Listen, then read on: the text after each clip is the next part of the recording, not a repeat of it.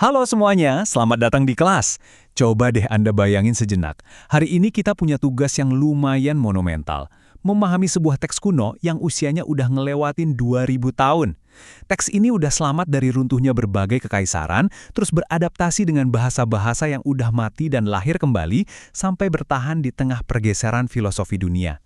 Pertanyaannya, gimana sih cara orang-orang di masa lalu membaca dan ngertiin teks yang persis sama ini? Nah, selamat datang di materi kuliah awal kita tentang sejarah penafsiran Alkitab. Yuk kita mulai aja sesinya dan lihat bareng-bareng gimana proses interpretasi ini berevolusi dari masa ke masa.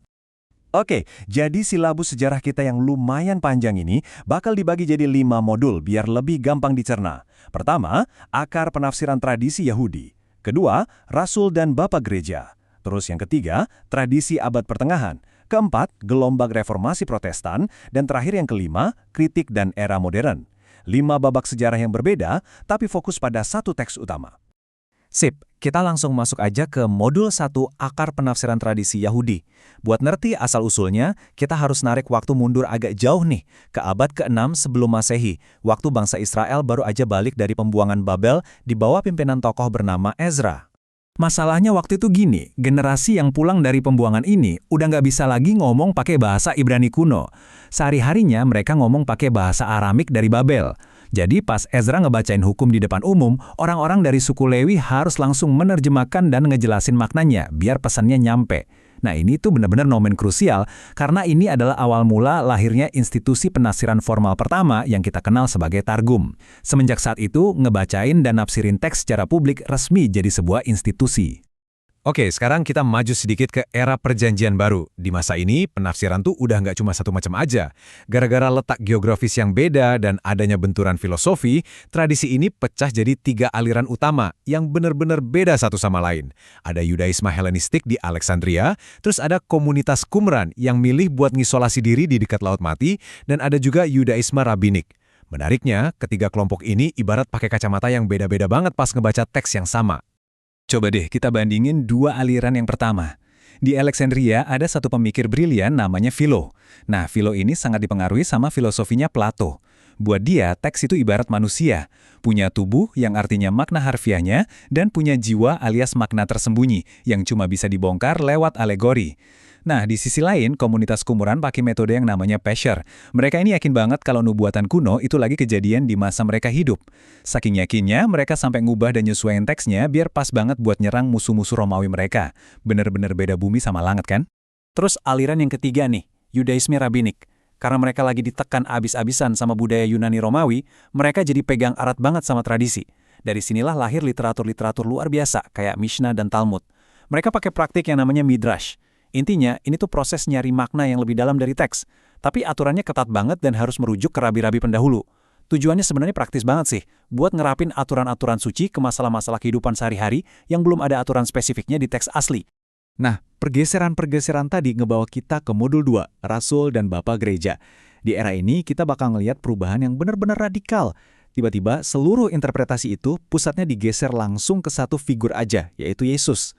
Coba kita lihat cepat evolusi di lini masa periode patristik ini.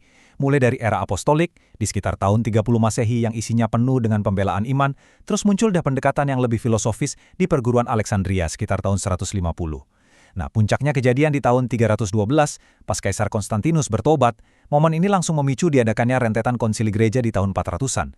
Bayangin, interpretasi yang tadinya cuma urusan komunitas lokal, dalam sekejap berubah jadi agenda teologi resmi sekelas negara.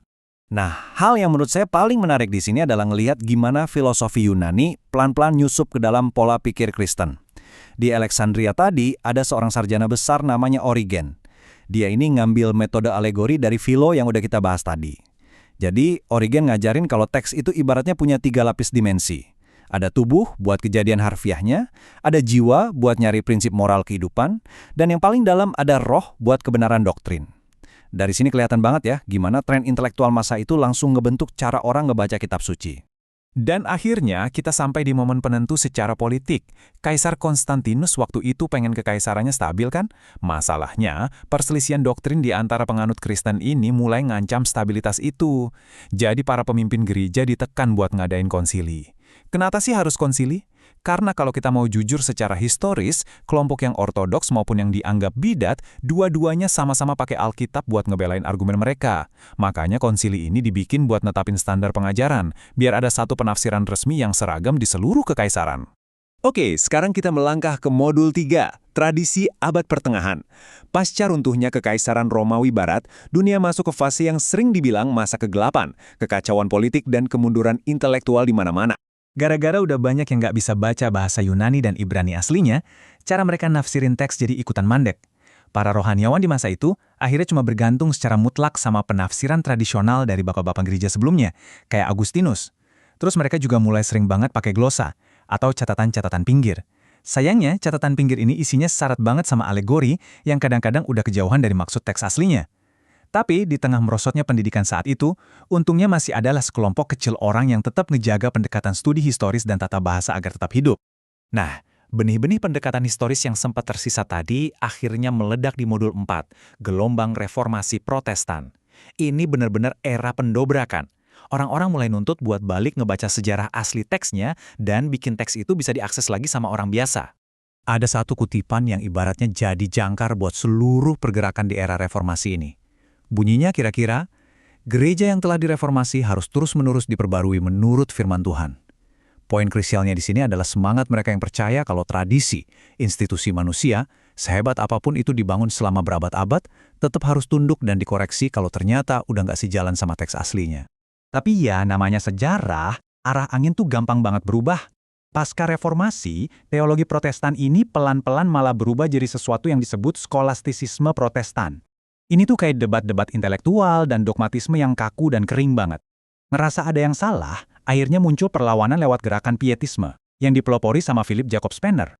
Nah, pietisme ini pengen balikin ruh teksnya. Mereka nggak mau teks ini cuma jadi bahan debat akademis aja, tapi harus jadi pedoman buat praktek moral dan ngehidupin rohani orang-orang. Akhirnya kita sampai di modul kelima sekaligus penutup kelas kita, kritik dan era modern. Ini adalah masa di mana rasionalitas atau akal budi manusia dijadiin standar paling atas buat ngebedah teks-teks kuno. Coba perhatikan perubahan intelektual besar-besaran di abad ke-19 ini. Semuanya terjadi nyaris barengan. Metode ilmiah lagi meledak, terus filosofi sosial dari pemikir kayak Karl Marx mulai populer, belum lagi teori evolusinya Darwin yang bikin heboh, ditambah tokoh-tokoh teologi liberal kayak Wellhausen yang mulai ngerilis tulisan-tulisan mereka. Kalau dilihat secara historis, di era inilah sarjana-sarjana mulai ngeliat dan kritik teks Alkitabiah nggak cuma sebagai tulisan suci, tapi sebagai sebuah literatur manusia yang sangat kompleks dan produk sejarah dari sebuah agama yang berevolusi. Nah, yang bikin slide ini benar-benar menarik adalah gimana pendekatan rasional ini mencapai puncaknya di tangan seorang tokoh bernama Rudolf Bultmann pada abad ke-20. Bultmann pakai metode kritik yang ngebedain secara tajam antara Yesus sejarah, yaitu figur manusia yang benar-benar hidup di masa lalu, dengan Kristus iman, yaitu figur teologis yang dikotbahkan sama gereja mula-mula. Singkatnya, Bultmann berusaha ngelepasin elemen-elemen yang dianggap mitos dari dalam teks, cuma buat nyari inti pesan moral yang masuk akal dan bisa diterima sama manusia modern. Pastinya, keraguan ilmiah yang kelewat ekstrim tadi akhirnya memicu reaksi balik pasca Perang Dunia Kedua. Tokoh kayak B.S. Childs misalnya, mulai menginisiasi gerakan teologi biblika. Mereka fokus ke 5 hal nih. Pengen nemuin lagi dimensi teologisnya, ngeliat kesatuan seluruh kitab, fokus ke wahyu dalam sejarah, memahami mentalitas unik dari teks itu sendiri, dan ngebedain teks tersebut dari lingkungan peradaban kuno sekitarnya.